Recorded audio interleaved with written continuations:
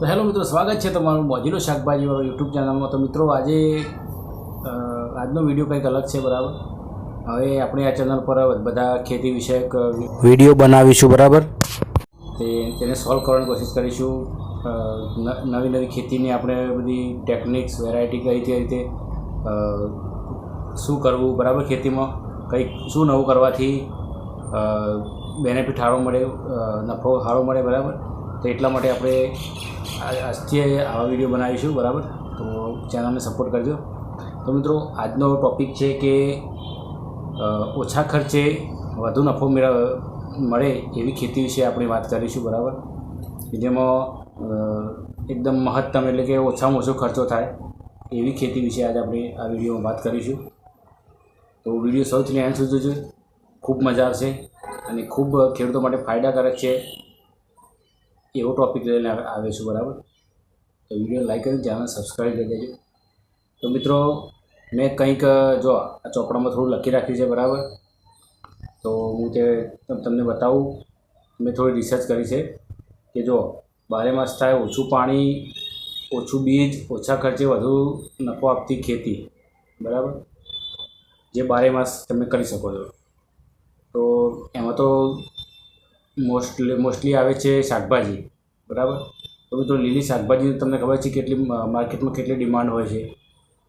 તો અને આપણે આજના વિડીયોમાં એવું જાણીશું કે એક જ સિઝનમાં, એક જ ખેતરમાં, મતલબ એક જ ખેતરના એક જ પાળિયામાં તમે ડબલ ખેતી કરી શકો, બરાબર। એવી પણ હું તમને આજે થોડી ટિપ્સ આપીશ, બરાબર। તો પહેલા નંબર છે કોથમીર, પછી બીજા નંબર છે મેથી, પાલક અને શિમલા મિર્ચ, લીલા મરચો, બરાબર। તો મેથી, પાલક, કોથમીર એ બધાની બારે માસ ડિમાન્ડ હોય છે। લીલા મરચાં એ બધાની પણ બારે માસ ડિમાન્ડ હોય છે। તો તમારે શું કરવાનું છે કે જો નીચે કોથમીર વાવી દેવાની, બરાબર। ખેતર જે પાડ્યું હોય તમારા ખેતરનું એની અંદર કોથમીર વાવવાની અને આજુબાજુમાં જે એની વચ્ચે પાળી કરેલી હોય તો આગળ તમારે ઓહળાથી એનો એક મંડપ બાંધવાનો ઊંચો, બરાબર। અને તો આગળ તમારે અમુક અંતરે દૂધી, પછી કોઈ કારણી જેવું તો ઠીક છે, પણ દૂધી છે, ગલકો છે, તુરિયો છે, બરાબર, એ બધું તમારે અમુક લાંબા અંતરે એ બીજનું તમારે વાવણી કરી દેવાની, બરાબર। એ રીતે વાવણી કરવાની કે કોથમીર હોય કે મેથી વાવીએ આપણે જે પાળિયાની અંદર, એનો તડકો મળી રહે, છોયલો એના પર ના પડે, બરાબર। તો સાથે સાથે જો તમે કોથમીરની પણ ખેતી લેશો, સાથે સાથે તમારી દૂધી પણ તૈયાર થઈ જશે, મતલબ જે તમે મોડવા પર વાવ્યું છે એ પણ તૈયાર થઈ જશે, બરાબર।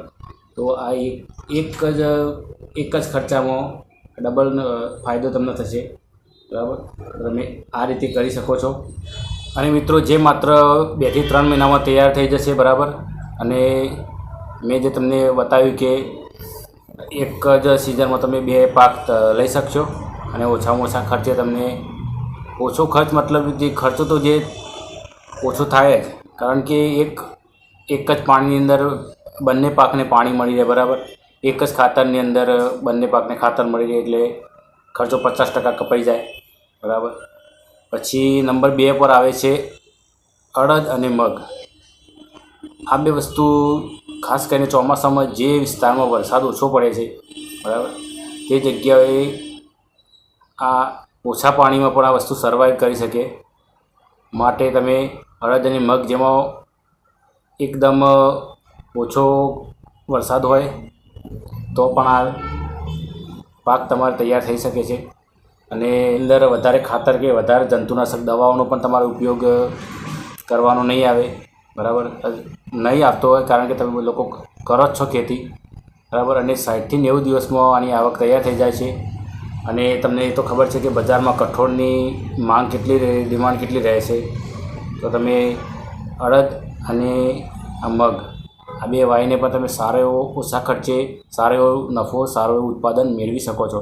અને મિત્રો, નંબર 3 કે આપણે સૌથી વધારે માંગવાળી ખેતીની વિશે પણ હું તમને જણાવીશ, બરાબર। તો મિત્રો, તેમાં તમે આ 5 શાકભાજી વાવી શકો છો કે જેમાં જેની માંગ સૌથી વધારે રહેશે, બરાબર. તો જો એમાં છે ટામેટાં, શિમલા મિર્ચ, ભીંડા, કોબીજ અને કાકડી. તો મિત્રો આ 5 વસ્તુ એવી છે કે એની શિયાળો, ઉનાળો કે ચોમાસું ભારે ડિમાન્ડ રહેશે. બીજી શાકભાજીની તો ઓછી રહે, પણ આ વસ્તુની ડિમાન્ડ ભારે રહેશે.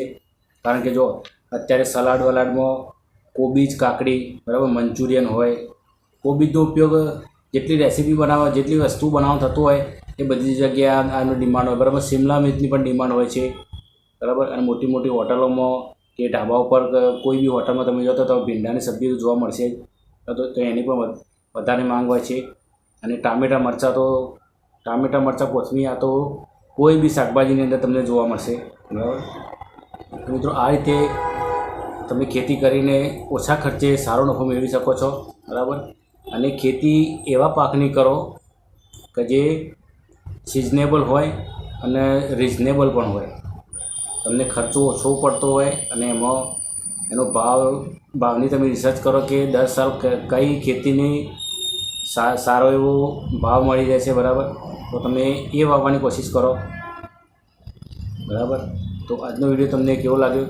જો કોઈ શબ્દ કોઈ આગો પાછો બોલાઈ ગયો હોય તો મને માફ કરજો, બરાબર. તો મળીએ નવા વિડીયોમાં. જય શ્રી કૃષ્ણ, જય માતાજી.